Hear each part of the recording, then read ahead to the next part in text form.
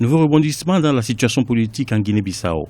Ce jeudi 10 septembre 2015, le Parti africain pour l'indépendance de la Guinée du Cap-Vert, le PAIGC, s'est réuni à Ouaké, à 50 km de la capitale bissau-guinéenne.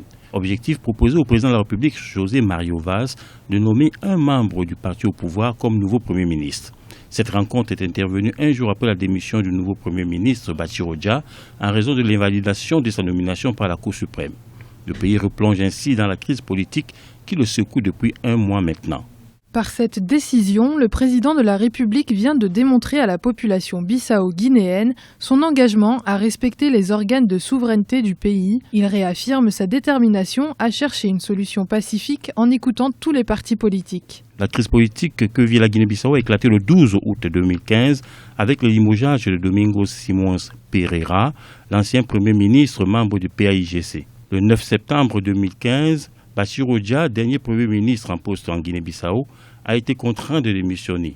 De quoi permettre au président José Mario Vaz d'envisager de dialoguer avec la classe politique pour trouver une issue définitive à la crise que traverse le pays. Le fait que le président de la République, Mario Vaz, rencontre la classe politique pour échanger afin de trouver une issue à cette impasse politique, cela me semble une bonne démarche.